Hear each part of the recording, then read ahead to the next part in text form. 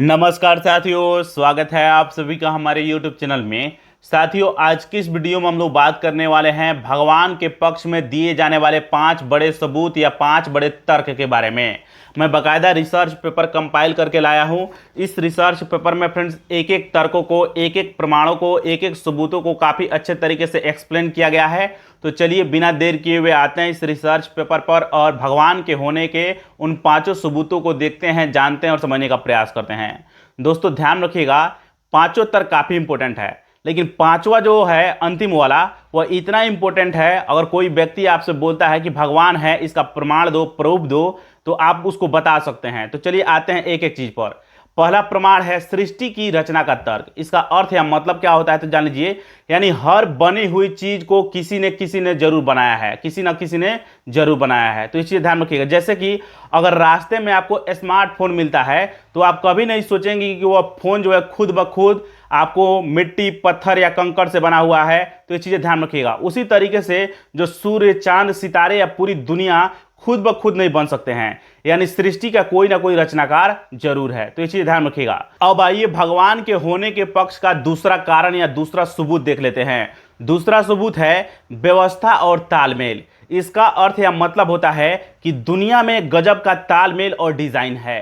दोस्तों, जैसा कि आप सभी को पता होगा कि गजब की भगवान ने रचना किया है। हमारे शरीर को देख लीजिए, आंख है, नाक है, मुंह है, कान है, इन सारी चीज़ों को इस तरीके से डिजाइन किया गया इसका उपयोग हो, इस तरीके से आप लोगों को पता होगा। इसी तरीके से अगर आपको सौर मंडल में पृथ्वी की स्थिति को अगर आप लोग देखिएगा तो पृथ्वी जितनी दूरी पर, सूर्य से जितनी दूरी पर है, अगर उससे कम दूरी पर होती तो पृथ्वी जल जाता, उससे ज़्यादा दूरी पर होती तो पृथ्वी पर स्थित जितने भी जल हैं, पानी है, वह जम जाता। इससे जीवन का अस्तित्व समाप्त हो जाता धरती पर। यहाँ पर कोई भी जीवन की उत्पत्ति नहीं हो सकती थी। तो इस ध्यान रखिएगा। अब आइए भगवान के होने के तीसरे तर्क या प्रमाण के बारे में जान लेते हैं।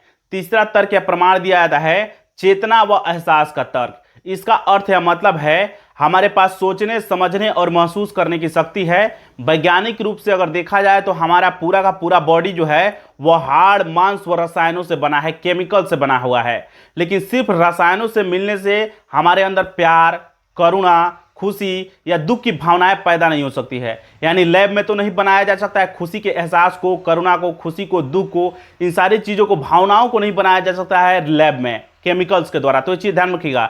इससे क्या पता चलता है तो इंसानों के अंदर की चेतना किसी दिव्य या आध्यात्मिक स्रोत से आ रही है। तो ये चीज़ ध्यान रखिएगा।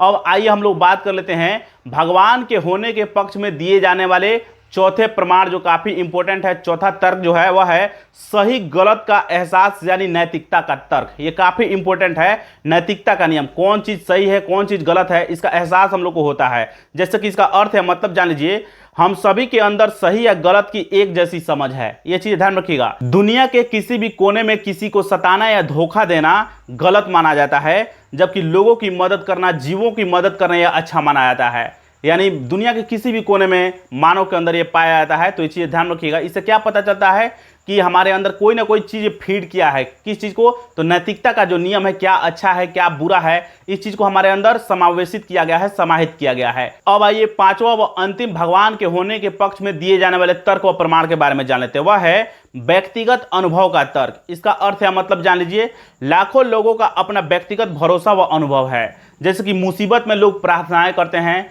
करोड़ों सालों से लाखों करोड़ों लोग ईश्वर की स्तुति करते हैं, वंदनाएं करते हैं। जब किसी मुसीबत में होते हैं तो प्रार्थनाएं करते हैं।